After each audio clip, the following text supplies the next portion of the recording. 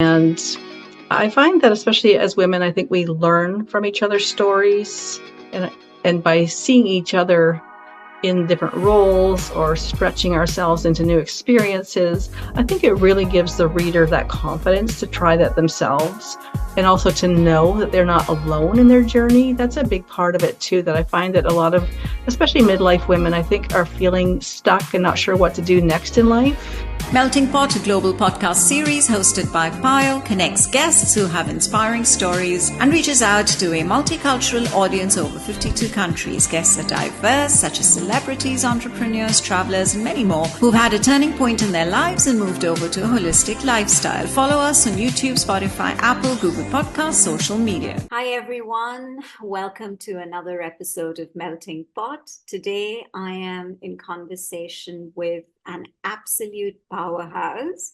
Her name is Cathy Derkson. Cathy is dedicated to empowering women worldwide to tap into their brilliance and to explore new possibilities. She's the founder of Inspired Tenacity. She makes life-changing tools and strategies that are accessible to women, helping them find their voice and share their stories through collaborative book projects. I could go on, but I'd like to hear it from you. So thank you so much, Cathy, for joining me today. Thank you for having me on your show. Okay, so can you start off by telling us a little bit about your journey and what was the vision behind founding Inspired Tenacity, and also how has it evolved over the years? Yes, I've had Inspired Tenacity as a business for about 3 years now. And so my original career was actually in medical genetics. So for 25 years, I worked mainly in hospital labs and public education around genetics and genomics. And it was about 12 years ago or so that I started on that journey of realizing that that was not what I saw myself doing for the next 20 years, and really thinking, okay, what is my gift? What is it that I'm here that's unique to bring? And that's when it really hit me that my big real calling was working with women and working with them in a way that created a true impact in their life to help them create change and improve their life. And I knew also that I wanted to be doing something on a global scale. And of course, at that time, I really had no idea what that was going to look like. And at that time, I actually went into financial planning because I thought finance is an area that a lot of women feel that they struggle in. I thought maybe that's how I can help women. And for about 10 years, I worked in the big banks and investment companies, but really found that you're still so confined with the rules and regulations of those industries and those employers that I felt I really couldn't even get at the true cause of why most women do struggle with money. And so again, I felt, okay, this wasn't quite the right answer. And so it was about 3 years ago now that I chose to set out on my own, leave the job behind, and just trust that I would figure it out. And of course, at that time, I was familiar with the coaching world. So I thought maybe that's what it will look like. I'll do a coaching, maybe money coach, life coach kind of idea. And it still didn't quite feel like the right fit. So I continued to listen to my intuition and listen to my gut around what felt good, what felt right, what was unique, what was my gift. And around 2019, I had started participating in anthologies, so collaborative book projects. And at that time, of course, I was just one of the authors contributing to somebody else's projects. And I loved it. Wasn't expecting it when I did my first one. And It was sorry, great. can I just Yeah. interrupt? What was the genre of these, not genre, but what was the subject of this anthology that you actually contributed to? The first one, they've all been ones that are subjects that are inspiring and motivating. And the first one that I got into that I just felt a calling to participate in was called Mental Health Matters, Emotional Intelligence. And at that time, I had been through a divorce, that complete career change. I had really reinvented my life and felt that I had a story that would help other women. And so that's how I started in books. But I found that I really got a lot of personal value from participating, and each book takes you into a different community of people. So I really got going with doing different projects. And to date, I've been in 14 different, and it was about 2 years ago that I really realized that this was what I felt was my thing, that I love bringing people together. I love supporting people sharing their stories. And so I connected with one of the publishing groups I really love to work with, and I proposed a collaboration, said, I will create my themes, my titles. I'll bring together my team of authors and coach them through getting their chapter ready. And then I take the whole project over to the publishing team, and they look after all of the other editing, formatting, publishing, marketing. They do all of that. So we have this great collaboration. So it's really been, so last year I released 3 books that were ones that I had initiated and created and brought together. So typically, how many authors do you like to be contributing to one book? Because I mean, you can't have too many and you can't have too few, right? So yes, 20 is what I find to be the number that I like. Sometimes we're down to about 18, sometimes we're around 23, but 20 I find is a really good number. I find that creates a great community where the women get to know each other. They often start collaborating and supporting each other in what they're doing. And I find it makes a nice size book too. yeah. So the books are generally about 200 pages. So it's a nice paperback size book. And so really that's become the focus of my work now, is creating projects that are themes that women are inspired to read about and write about. And I just love bringing together those communities of people, helping them. Of course, becoming an international best-selling author is always an extra bonus that really helps women, especially women that are entrepreneurs, to be able to put that on their profiles. And it really helps with the visibility and just expanding their networks as well. So that has really become the main focus of everything I do now. What are exactly the tools that and the strategies that you actually provide and make accessible to your authors who are going to contribute to the book? Yes, exactly. And for most of the women that participate in my books, most of them, I would say, this is the first time that they have stepped into being a published author. A lot of people have a vision that they want to be a published author, but don't know where to get started and what to do next. So that's a big part of the projects, is to bring women together. I work one-on-one with them to help them develop their story. And then as well as that. And they're worldwide. So Yes. you invite authors or new first-time authors from all across the globe. Yes, they can be experienced authors as well, but a lot of them are first time. And yes, I've got a book coming out in August. It's called Ripple Effect of Impact. And in that book, we've got people from the US, Canada, Australia, Germany, UK, and South Africa are all in that book. So just an example of the international group that we bring together. And as far as the tools and things, we bring in different guest speakers that present on social media skills, speaking skills. What are those strategies of how you'll use the book to build your business, build your visibility, expand your network? So we do a lot of work around that as well, so that it really becomes something that they can take away and use it on an ongoing basis to build their business as well. And so that's for the authors who are contributing. But what kind of an impact do you think that the book or the books would have, or you expect to have, on the reader? Yes, and that's one of the reasons that I really focus on stories that inspire and motivate. And I find that especially as women, I think we learn from each other's stories, and by seeing each other in different roles or stretching ourselves into new experiences, I think it really gives the reader that confidence to try that themselves, and also to know that they're not alone in their journey. That's a big part of it too, that I find that a lot of, especially midlife women, I think, are feeling stuck and not sure what to do next in life.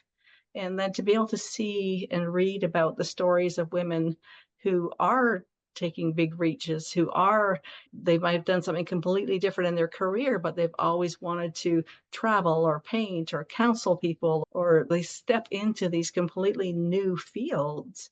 And I find that the more the reader absorbs those stories, I really see that they absorb that courage, they absorb that feeling of the possibilities are really endless. Yeah.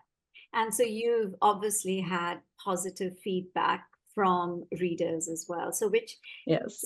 a couple of examples of people reaching out to you saying that their lives have been impacted in and it's made your life's mission fulfilling. So are there a couple of examples that you could share?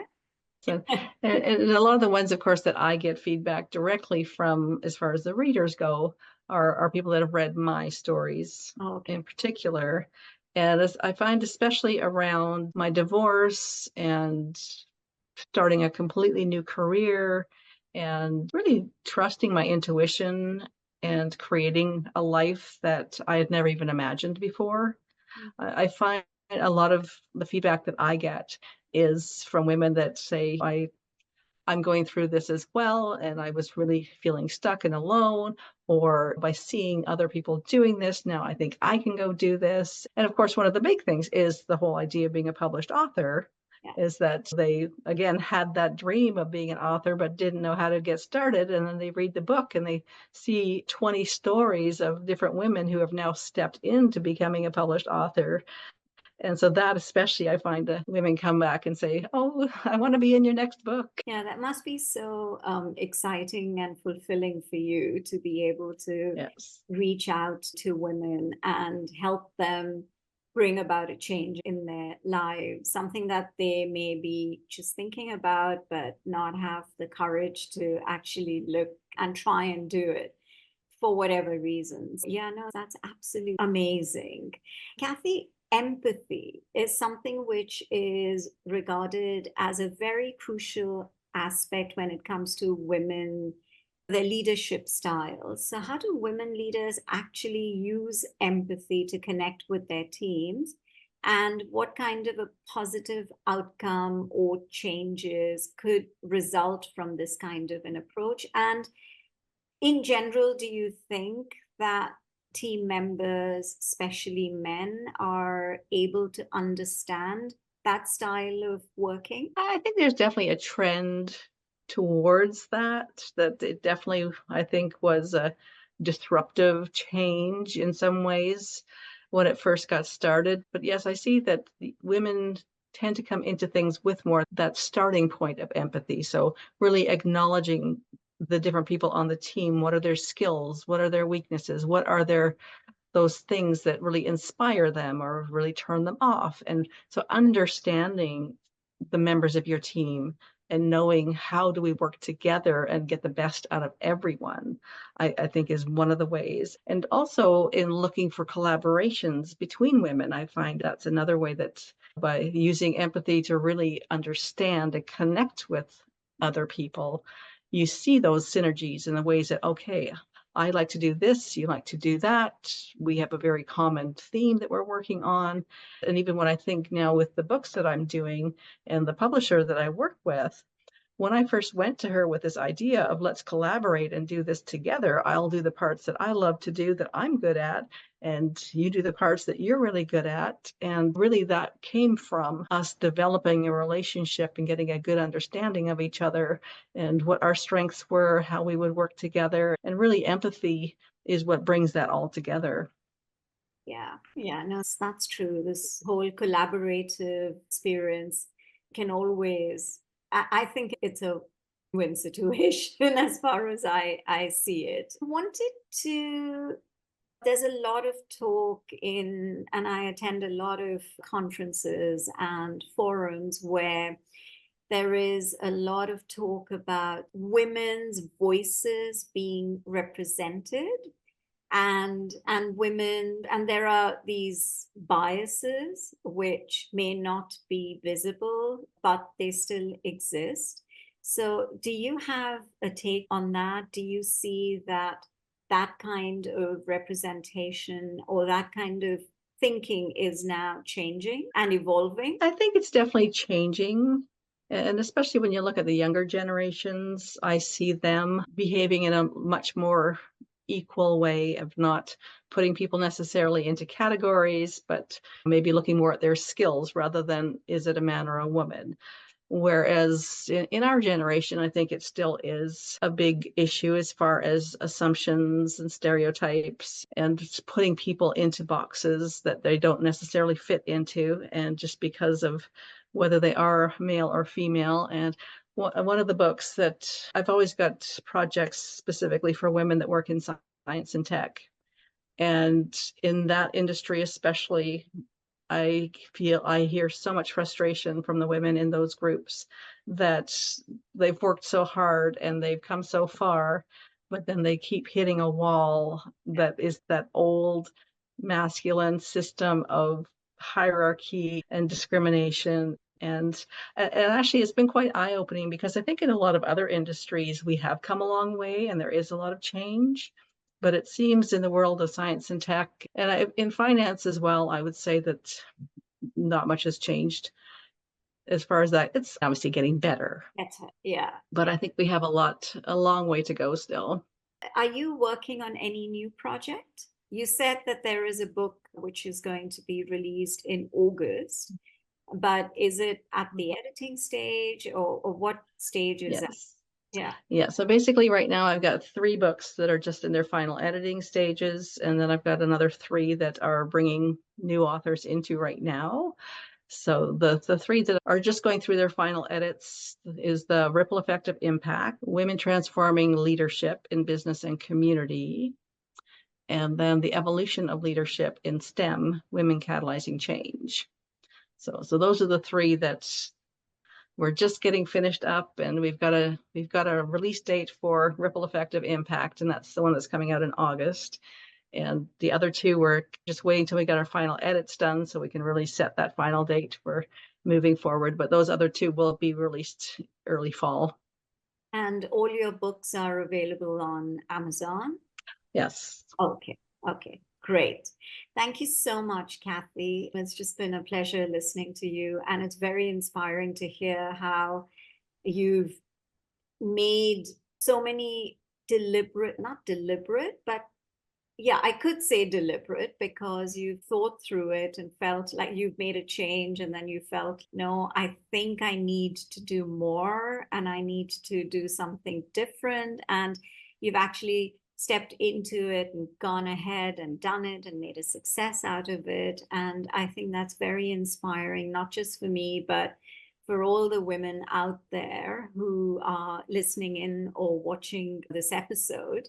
So would you like to share anything at all as a closing for the episode? Anything that you'd like to share with the listeners and the viewers? Sure. Yeah. I always love to share one of my favorite quotes, and it's from Howard Thurman. And it's, don't ask what the world needs, ask what makes you come alive, and go do that. Because what the world needs is more people who have come alive. And to me, that sums up everything that we're working on. And again, especially for midlife women, to start thinking bigger, start thinking of what are those things that make you come alive? What are those things that excite you? And find ways to bring those into your life. Yeah, what are the things that excite you, and find ways to bring those into your life. That is so beautiful. Thank you so much, Cathy. I'm sure a lot of there will be a takeaway from all that you've said and chatted with me about. So thank you. I'm really appreciative of your time, and it's been wonderful to have you on my show. For more weekly conversations, do listen to Melting Pot on Spotify, Apple, and Google Podcasts. Follow us on YouTube and on Instagram at Podcast Melting Pot. So until the next episode, this is Payal signing off.